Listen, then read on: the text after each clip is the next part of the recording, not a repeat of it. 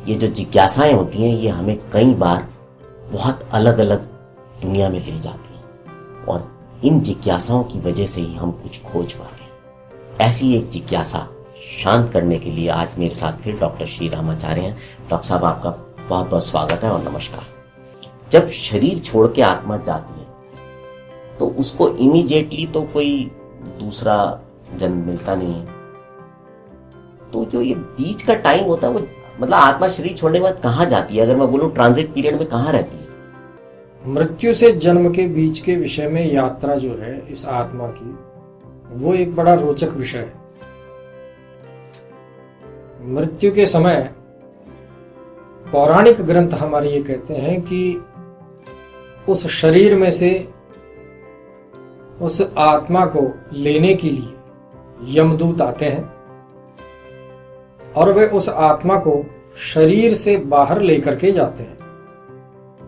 जब यह आत्मा शरीर छोड़ता है तो उस प्राणी को बहुत कष्ट भी होता है, इसका भी वर्णन किया गया है विभिन्न प्रकार से। लेकिन जब शरीर को आत्मा ने छोड़ दिया तो उसके बाद यमदूत उस आत्मा को यमलोक लेकर के जाते हैं, ऐसा गरुड़ पुराण में विस्तृत वर्णन है। यह आत्मा एक अंगुष्ठ मात्र का शरीर होता है, अर्थात हमारे अंगूठे के बराबर के आकार का यह होता है। इसका एक शरीर होता है।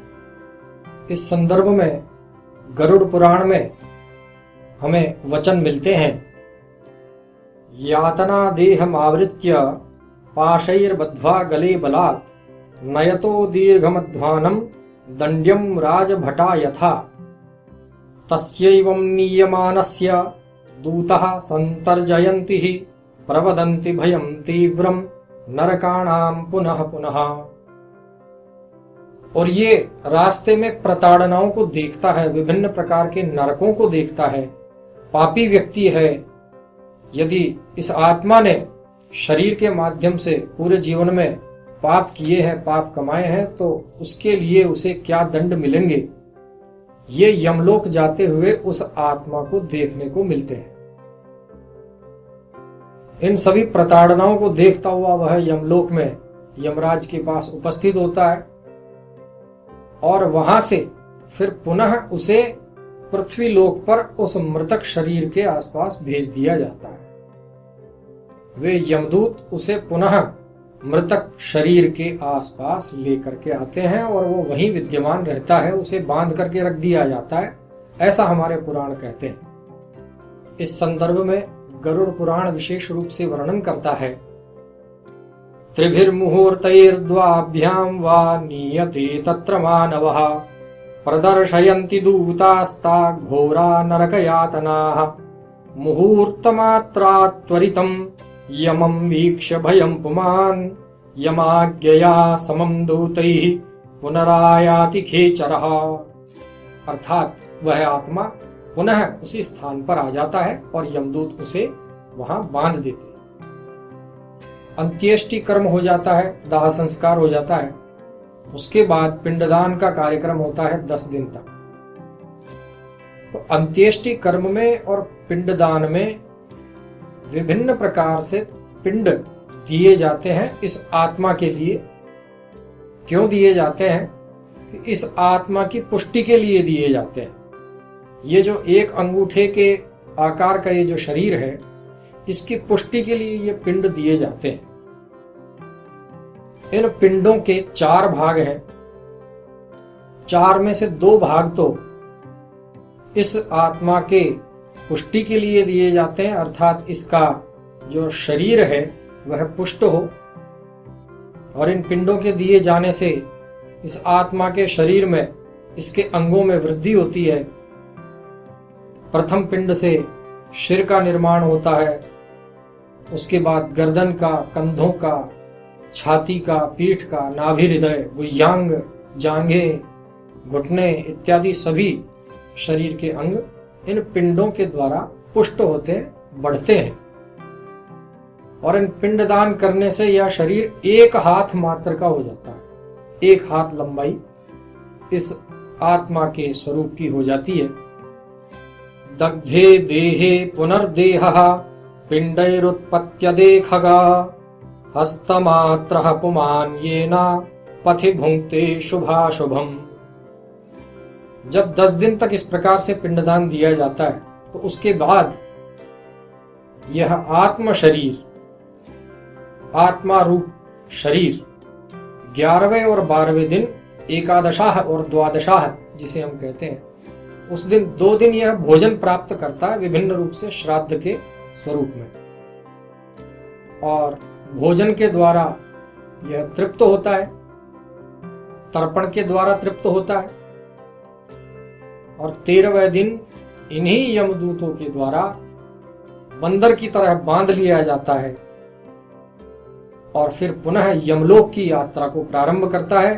और पिछले बार जो उसने वो यातनाएं देखी थी यमलोक के मार्ग में, जो विभिन्न प्रकार के नरक देखे थे, फिर उनका भोग शुरू करता है। फिर उसके कर्मों के अनुसार उसे विभिन्न नरकों को भोगना होता है। वैतरणी इत्यादि नदी का बहुत वर्णन है। वैतरणी नदी पार करनी होती है यदि सुकर्म किए हैं तो उसके अनुसार, और पापी रहा है व्यक्ति तो उसके अनुसार।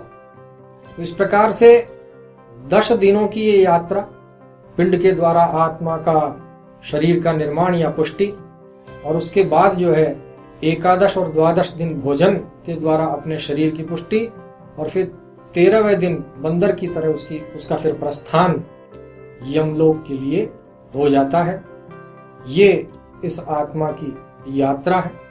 तदनंतर जैसा कि हम जानते ही हैं, वहां जाकर के न्याय होता है, धर्मराज के सामने उपस्थित होता है, कर्मों के अनुसार फल भोगने को मिलते हैं, उसके कर्मों के अनुसार पुनः किसी न किसी योनि में उसे उत्पन्न होता है। तो इस पूरी यात्रा में जो प्रमुख चीज है वो है व्यक्ति के कर्म। उसे कौन सी यात्राएं भोगनी है ये भी उसके कर्मों के अनुसार निर्धारित होगा, और आगे उसे कौन से शरीर में, किस योनि में जन्म लेना है ये भी उसके कर्मों के अनुसार इसी यात्रा में निर्धारित होता है। ऐसा स्पष्ट शब्दों में कहा गया है गरुड़ पुराण में विशेषतः कि नाभुक्तम क्षीयते कर्म कल्पकोटि शतैरपि। ये जीव कितने भी कर्म कर ले, उन सब का भोगना ही होता है, चाहे वह करोड़ों जन्म ही क्यों न ले ले। ना अभुक्तम क्षीयते, कोई भी कर्म बिना भोगे हुए क्षीण नहीं होता, समाप्त नहीं होता।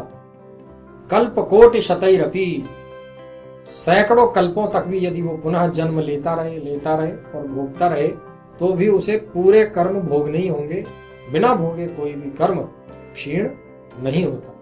तो इस प्रकार से कर्म के द्वारा निर्धारित अपनी यात्राएं यह आत्मा पूरी करता है, और फिर पुनः देव योग से, भगवत कृपा से नए शरीर को, किसी भी अन्य योनि को प्राप्त करता है।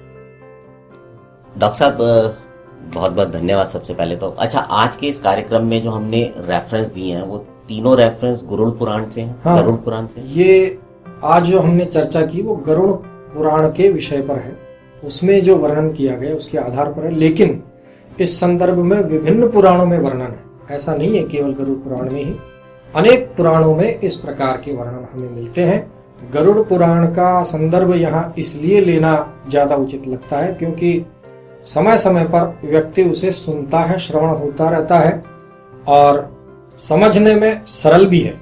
इसलिए यदि हम इस विषय में अध्ययन करना चाहें तो सरलतम विषय हमें गरुड़ पुराण में उपलब्ध हो जाता है। डॉक्टर साहब एक बार आपका बहुत बहुत धन्यवाद फिर से। सो व्यूअर्स, आपसे विदा लेते हैं। बने रहे रेडियो द्वारका के साथ।